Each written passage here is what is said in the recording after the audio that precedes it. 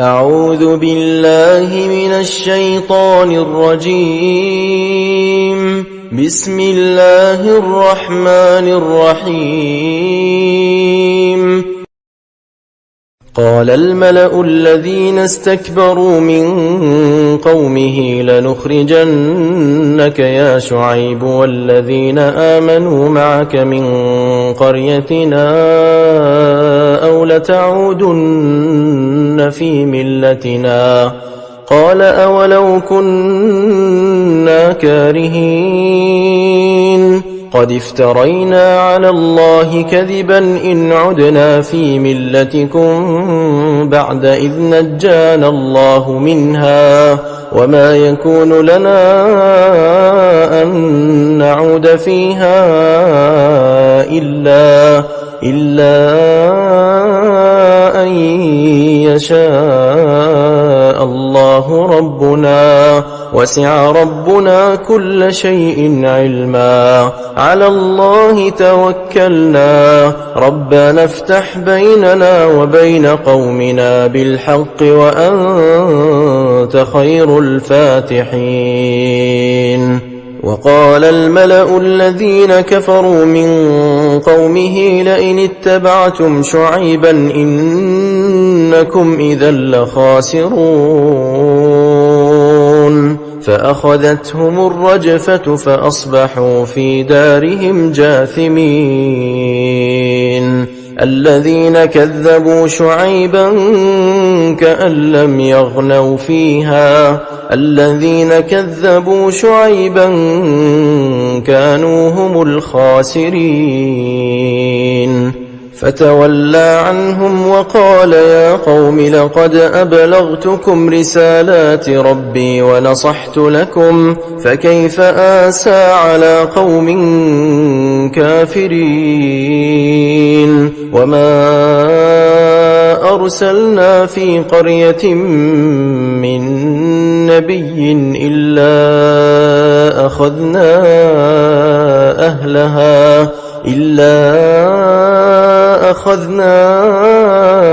أهلها بالبأساء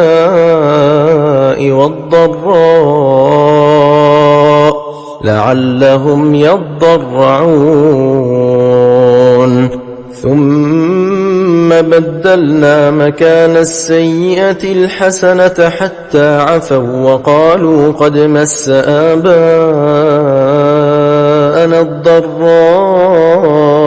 والسراء فأخذناهم بغتة وهم لا يشعرون. ولو أن أهل القرى آمنوا واتقوا لفتحنا عليهم بركات من السماء والأرض ولكن كذبوا فأخذناهم بما كانوا يكسبون. أفأمن أهل القرى أن يأتيهم بأسنا بياتا وهم نائمون. أوأمن أهل القرى أن يأتيهم بأسنا ضحى وهم يلعبون. أفأمنوا مكر الله فلا يأمن مكر الله إلا القوم الخاسرون. أولم يهد للذين يرثون الأرض من بعد أهلها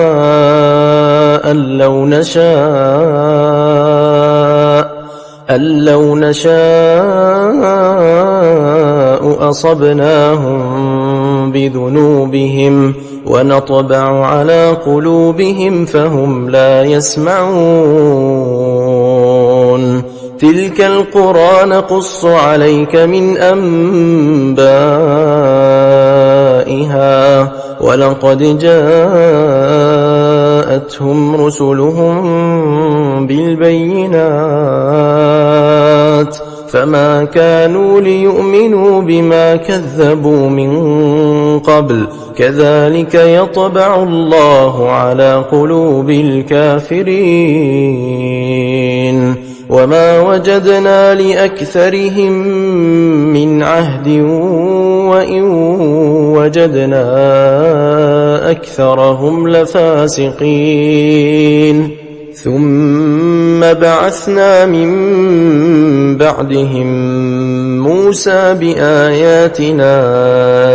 إلى فرعون وملئه فظلموا بها فانظر كيف كان عاقبة المفسدين وقال موسى يا فرعون إني رسول من رب العالمين حقيق على ألا أقول على الله إلا الحق قد جئتكم ببينة من ربكم فأرسل معي بني إسرائيل قال إن كنت جئت بآية فأت بها إن كنت من الصادقين فألقى عصاه فإذا هي ثعبان مبين ونزع يده فإذا هي بيضاء للناظرين قال الملأ من قوم فرعون إن هذا لساحر عليم يريد أن يخرجكم من أرضكم فماذا تأمرون قالوا أرجه وأخاه وأرسل في المدائن حاشرين يأتوك بكل ساحر عليم وجاء السحرة فرعون قالوا إن لنا لأجرا إن كنا نحن الغالبين قال نعم وإنكم لمن المقربين قالوا يا موسى إما أن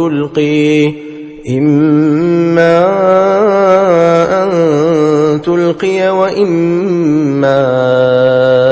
أن نكون نحن الملقين قال ألقوا فلما ألقوا سحروا أعين الناس واسترهبوهم وجاءوا بسحر عظيم وأوحينا إلى موسى أن ألق عصاك فإذا هي تلقف ما يأفكون فوقع الحق وبطل ما كانوا يعملون فغلبوا هنالك وانقلبوا صاغرين وألقي السحرة ساجدين قالوا آمنا برب العالمين رب موسى وهارون قال فرعون آمنتم به قبل أن آذن لكم إن هذا لمكر مكرتموه في المدينة لتخرجوا منها أهلها فسوف تعلمون لأقطعن أيديكم وأرجلكم من خلاف ثم لأصلبنكم أجمعين. قالوا إنا إلى ربنا منقلبون. وما تنقم منا إلا أن آمنا بآيات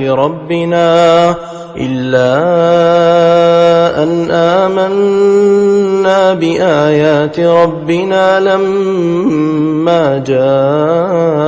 جاءتنا. ربنا أفرغ علينا صبرا وتوفنا مسلمين. وقال الملأ من قوم فرعون أتذر موسى وقومه ليفسدوا في الأرض ويذرك وآلهتك؟ قال سنقتل أبناءهم ونستحيي نساءهم وإنا فوقهم قاهرون. قال موسى لقومه استعينوا بالله واصبروا إن الأرض لله يورثها من يشاء من عباده والعاقبة للمتقين. قالوا أوذينا من قبل أن تأتينا ومن بعد ما جئتنا. قال عسى ربكم أن يهلك عدوكم ويستخلفكم في الأرض فينظر كيف تعملون. ولقد أخذنا آل فرعون بالسنين ونقص من الثمرات لعلهم يذكرون. فإذا جاءتهم الحسنة قالوا لنا هذه وإن تصبهم سيئة يطيروا بموسى ومن معه ألا إنما طائرهم عند الله ولكن أكثرهم لا يعلمون. وقالوا مهما تأتنا به من آية لتسحرنا بها فما نحن لك بمؤمنين. فأرسلنا عليهم الطوفان والجراد والقمل والضفادع والدم آيات مفصلات فاستكبروا وكانوا قوما مجرمين. ولما وقع عليهم الرجز قالوا يا موسى ادع لنا ربك بما عهد عندك لئن كشفت عنا الرجز لنؤمنن لك ولنرسلن معك بني إسرائيل. فلما كشفنا عنهم الرجز إلى أجل هم بالغوه إذا هم ينكثون. فانتقمنا منهم فأغرقناهم في اليم بأنهم كذبوا بآياتنا وكانوا عنها غافلين. وأورثنا القوم الذين كانوا يستضعفون مشارق الأرض ومغاربها التي باركنا فيها وتمت كلمة ربك الحسنى على بني إسرائيل بما صبروا ودمرنا ما كان يصنع فرعون وقومه وما كانوا يعرشون. وجاوزنا ببني إسرائيل البحر فأتوا على قوم يعكفون على أصنام لهم قالوا يا موسى اجعل لنا إلها كما لهم آلهة قال إنكم قوم تجهلون إن هؤلاء متبر ما هم فيه وباطل ما كانوا يعملون قال أغير الله أبغيكم إلها وهو فضلكم على العالمين وإذ أنجيناكم من آل فرعون يسومونكم سوء العذاب يقتلون أبناءكم ويستحيون نساءكم وفي ذلكم بلاء من ربكم عظيم وواعدنا موسى 30 ليلة وأتممناها ب10 فتم ميقات ربه 40 ليلة وقال موسى لأخيه هارون اخلفني في قومي وأصلح ولا تتبع سبيل المفسدين ولما جاء موسى لميقاتنا وكلمه ربه قال رب أرني أنظر إليك قال لن تراني ولكن انظر إلى الجبل فإن استقر مكانه فسوف تراني فلما تجلى ربه للجبل جعله دكا وخر موسى صعقا فلما أفاق قال سبحانك تبت إليك وأنا أول المؤمنين قال يا موسى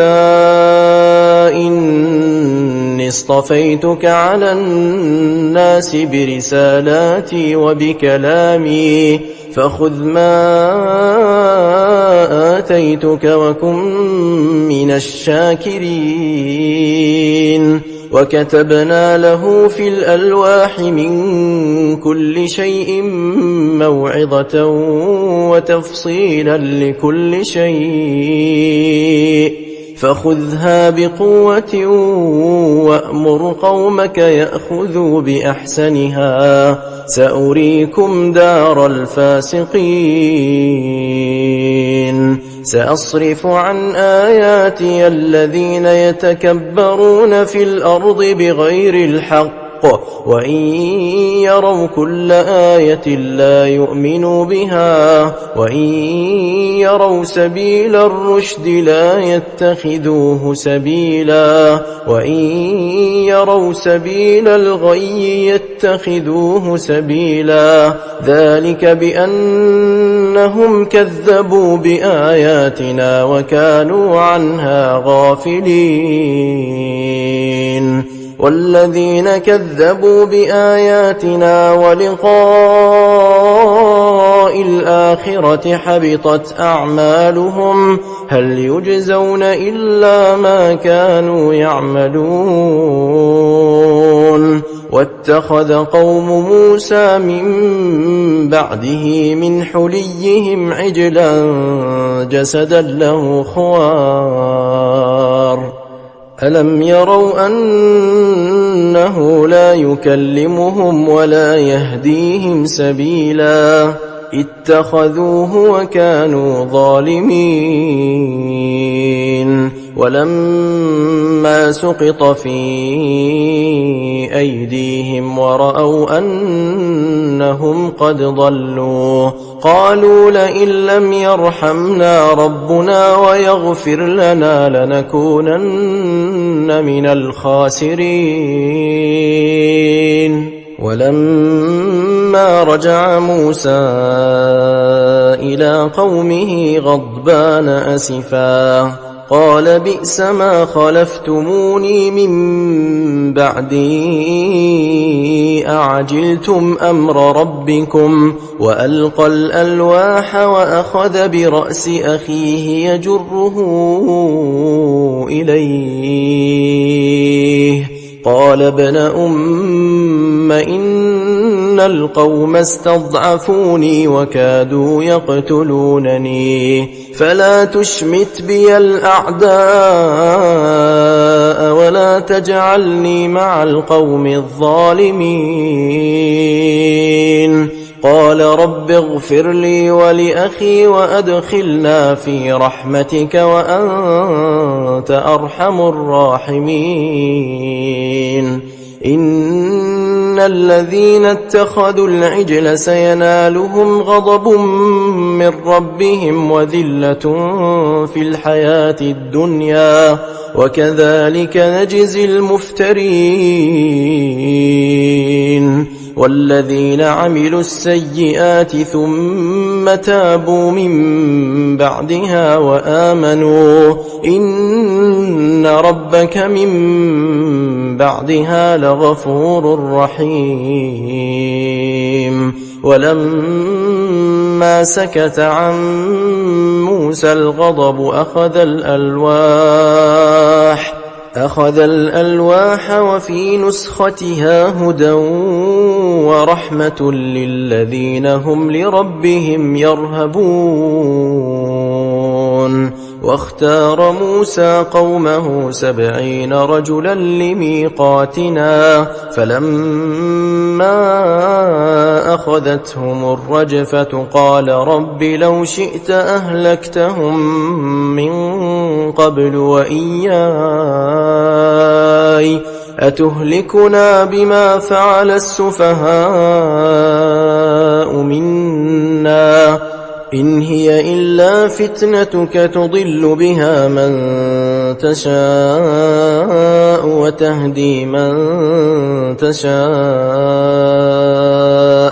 أنت ولينا فاغفر لنا وارحمنا وأنت خير الغافرين. واكتب لنا في هذه الدنيا حسنة وفي الآخرة إنا هدنا إليك. قال عذابي أصيب به من أشاء ورحمتي وسعت كل شيء فسأكتبها للذين يتقون ويؤتون الزكاة والذين هم بآياتنا يؤمنون. الذين يتبعون الرسول النبي الأمي الذي يجدونه مكتوبا عندهم في التوراة والإنجيل يأمرهم بالمعروف وينهاهم عن المنكر ويحل لهم الطيبات ويحرم عليهم الخبائث ويضع عنهم إصرهم والأغلال التي كانت عليهم. فالذين آمنوا به وعزروه ونصروه واتبعوا النور الذي أنزل معه أولئك هم المفلحون. قل يا أيها الناس إني رسول الله إليكم جميعا الذي له ملك السماوات والأرض لا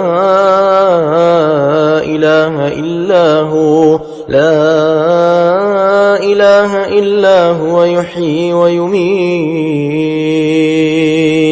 فآمنوا بالله ورسوله النبي الأمي الذي يؤمن بالله وكلماته واتبعوه لعلكم تهتدون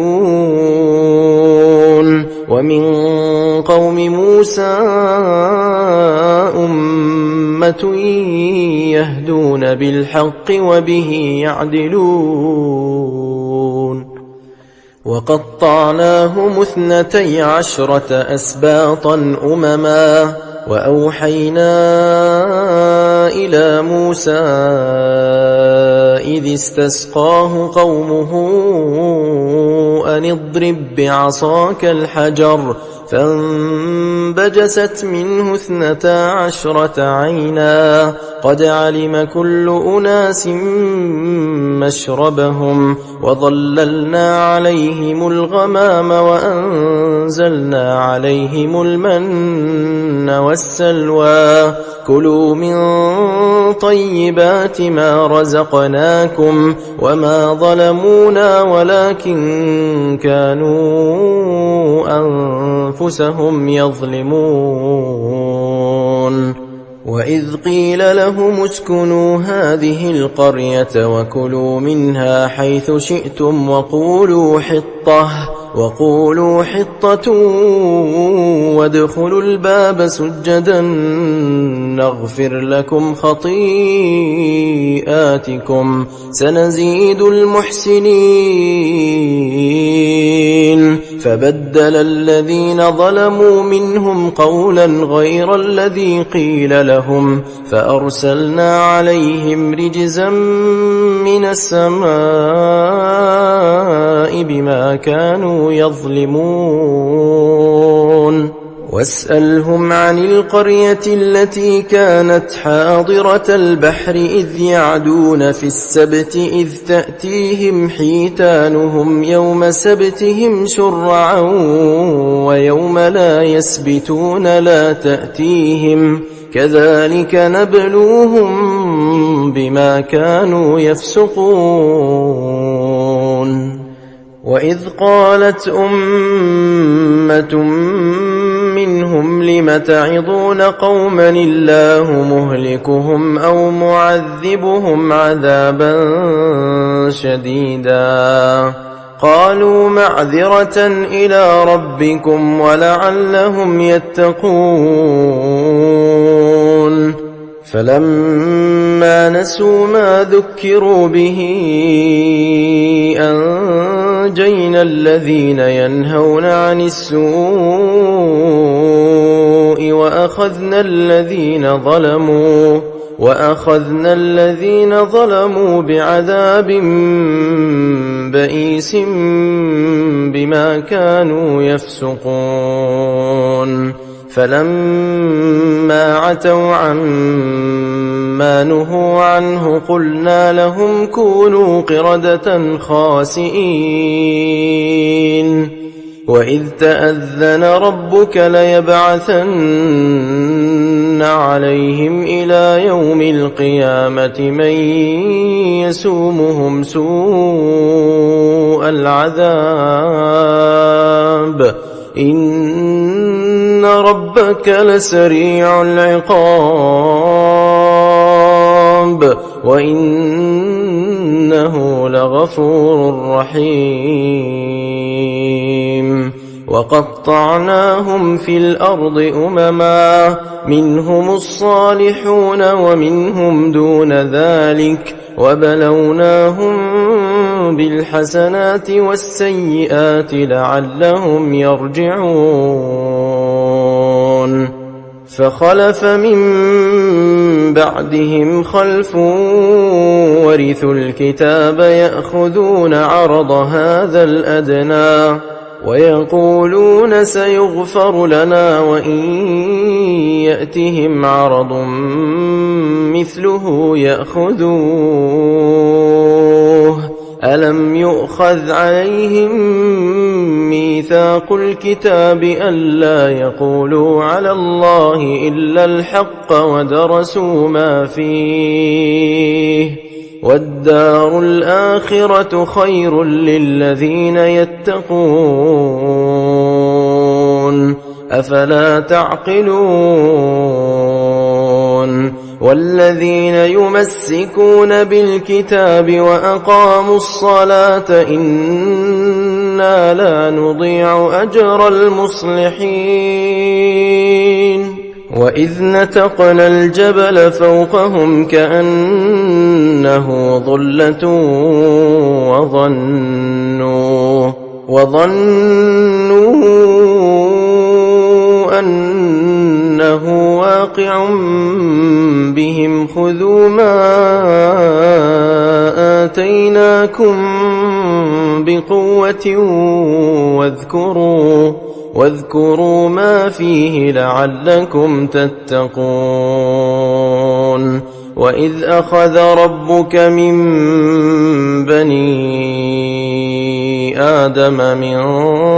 ظهورهم ذريتهم وأشهدهم على أنفسهم ألست بربكم قالوا بلى شهدنا أن تقولوا يوم القيامة إنا كنا عن هذا غافلين أو تقولوا إنما أشرك آباؤنا من قبل وكنا ذرية من بعدهم أفتهلكنا بما فعل المبطلون وكذلك نفصل الآيات ولعلهم يرجعون واتل عليهم نبأ الذي آتيناه آياتنا فانسلخ منها فأتبعه الشيطان فكان من الغاوين ولو شئنا لرفعناه بها ولكنه أخلد إلى الأرض واتبع هواه فمثله كمثل الكلب إن تحمل عليه يلهث أو تتركه يلهث ذلك مثل القوم الذين كذبوا بآياتنا فاقصص القصص لعلهم يتفكرون ساء مثلا القوم الذين كذبوا بآياتنا وأنفسهم كانوا يظلمون من يهد الله فهو المهتدي ومن يضلل فأولئك هم الخاسرون ولقد ذرأنا لجهنم كثيرا من الجن والإنس لهم قلوب لا يفقهون بها ولهم أعين لا يبصرون بها ولهم آذان لا يسمعون بها أولئك كالأنعام بل هم أضل أولئك هم الغافلون ولله الأسماء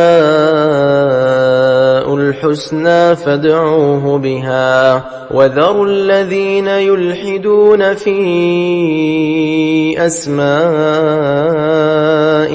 سيجزون ما كانوا يعملون وممن خلقنا أمة أمة يهدون بالحق وبه يعدلون والذين كذبوا بآياتنا سنستدرجهم من حيث لا يعلمون وأملي لهم إن كيدي متين أولم يتفكروا ما بصاحبهم من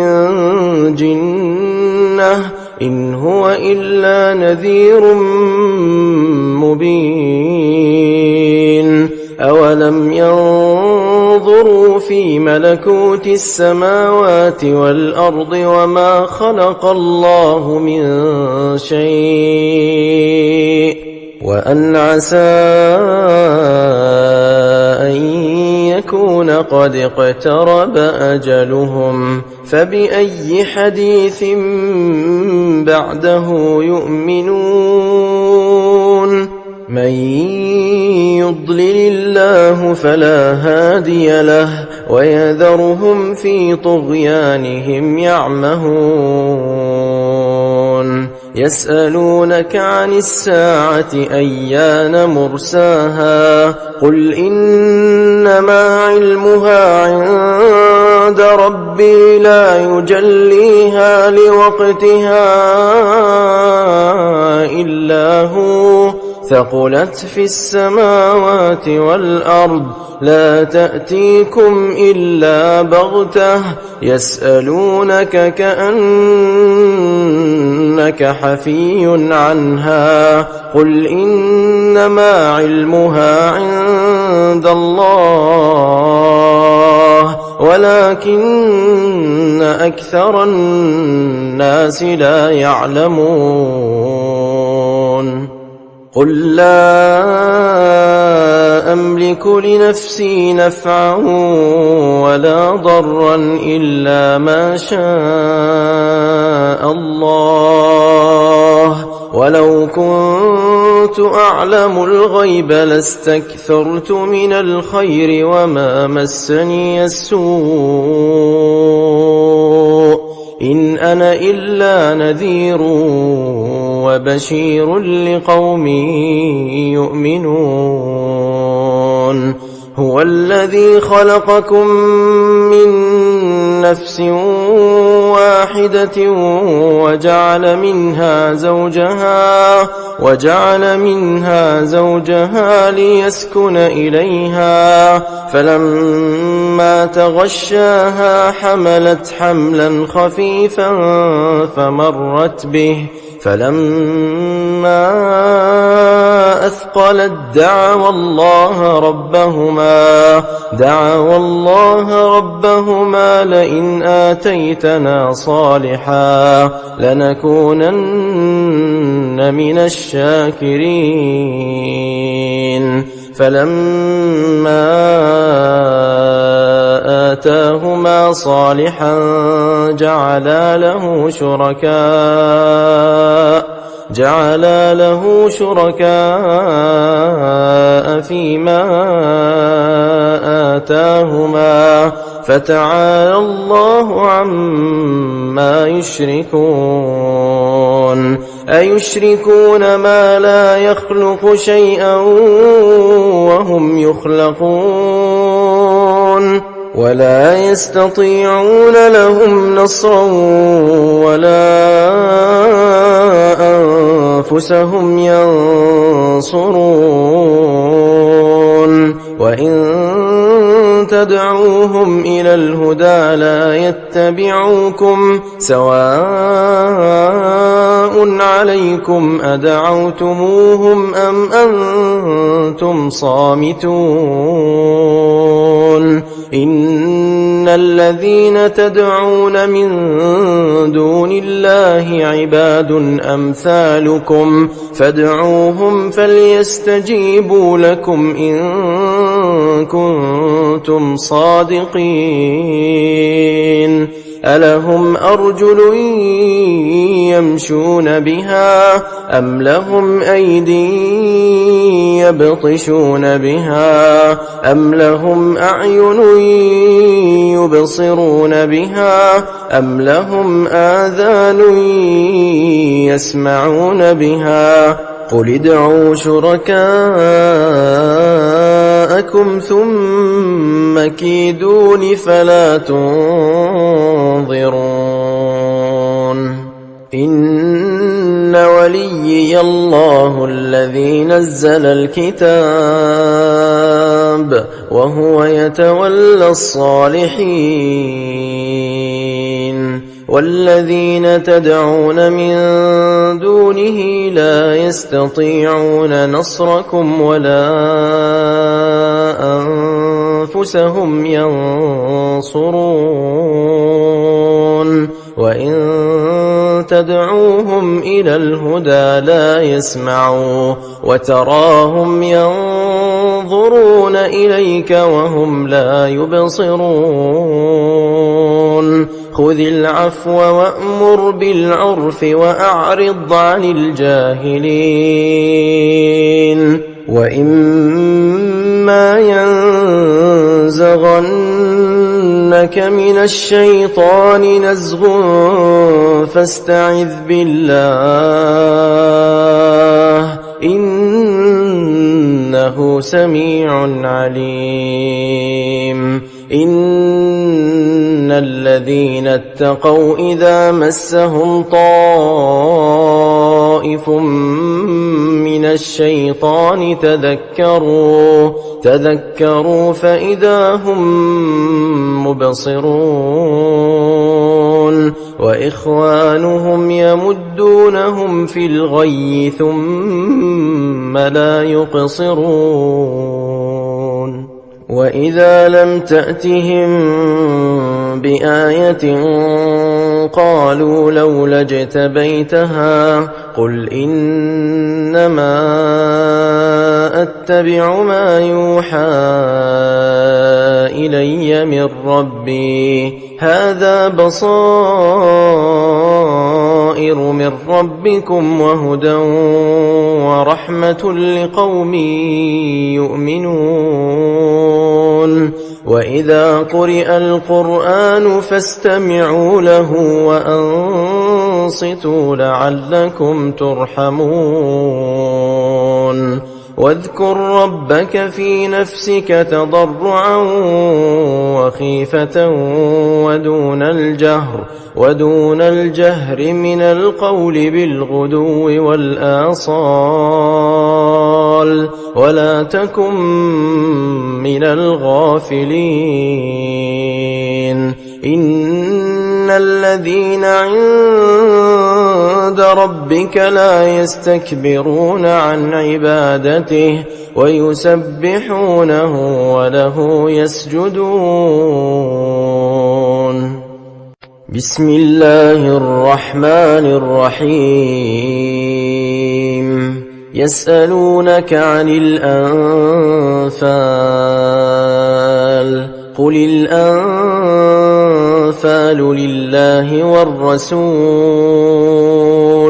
فاتقوا الله وأصلحوا ذات بينكم وأطيعوا الله ورسوله إن كنتم مؤمنين إنما المؤمنون الذين إذا ذكر الله وجلت قلوبهم وإذا تليت عليهم آياته زادتهم إيمانا وعلى ربهم يتوكلون الذين يقيمون الصلاة ومما رزقناهم ينفقون أولئك هم المؤمنون حقا لهم درجات عند ربهم ومغفرة ورزق كريم كما أخرجك ربك من بيتك بالحق وإن فريقا من المؤمنين لكارهون يجادلونك في الحق بعدما تبين كأنما يساقون إلى الموت وهم ينظرون وإذ يعدكم الله إحدى الطائفتين أنها لكم وتودون أن غير ذات الشوكة تكون لكم ويريد الله أن يحق الحق بكلماته ويقطع دابر الكافرين ليحق الحق ويبطل الباطل ولو كره المجرمون إذ تستغيثون ربكم فاستجاب لكم أني ممدكم ب1000 من الملائكة مردفين وما جعله الله إلا بشرى ولتطمئن به قلوبكم وما النصر إلا من عند الله إن الله عزيز حكيم إذ يغشيكم النعاس أمنة منه وينزل عليكم من السماء ماء ليطهركم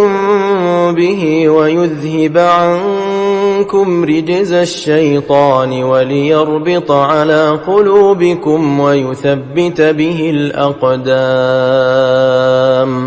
إذ يوحي ربك إلى الملائكة أني معكم فثبتوا الذين آمنوا سألقي في قلوب الذين كفروا الرعب فاضربوا فوق الأعناق واضربوا منهم كل بنان ذلك بأنهم شاقوا الله ورسوله ومن يشاقق الله ورسوله فإن الله شديد العقاب ذلكم فذوقوه وأن للكافرين عذاب النار يا أيها الذين آمنوا إذا لقيتم الذين كفروا زحفا فلا تولوهم الأدبار ومن يولهم يومئذ دبره إلا متحرفا لقتال أو متحيزا إلى فئة فقد باء بغضب من الله ومأواه جهنم وبئس المصير فلم تقتلوهم ولكن الله قتلهم وما رميت إذ رميت ولكن الله رمى وليبلي المؤمنين منه بلاء حسنا إن الله سميع عليم ذلكم وأن الله موهن كيد الكافرين إن تستفتحوا فقد جاءكم الفتح وإن تنتهوا فهو خير لكم وإن تعودوا نعد ولن تغني عنكم فئتكم شيئا ولو كثرت وأن الله مع المؤمنين يا أيها الذين آمنوا أطيعوا الله ورسوله ولا تولوا عنه وأنتم تسمعون ولا تكونوا كالذين قالوا سمعنا وهم لا يسمعون إن شر الدواب عند الله الصم البكم الذين لا يعقلون ولو علم الله فيهم خيرا لأسمعهم ولو أسمعهم لتولوا وهم معرضون يا أيها الذين آمنوا استجيبوا لله وللرسول إذا دعاكم لما يحييكم واعلموا أن الله يحول بين المرء وقلبه وأنه إليه تحشرون واتقوا فتنة لا تصيبن الذين ظلموا منكم خاصة واعلموا أن الله شديد العقاب واذكروا إذ أنتم قليل مستضعفون في الأرض تخافون أن يتخطفكم الناس فآواكم وأيدكم بنصره ورزقكم من الطيبات لعلكم تشكرون يا أيها الذين آمنوا لا تخونوا الله والرسول وتخونوا أماناتكم وأنتم تعلمون واعلموا أنما أموالكم وأولادكم فتنة وأن الله عنده أجر عظيم يا أيها الذين آمنوا إن تتقوا الله يجعل لكم فرقانا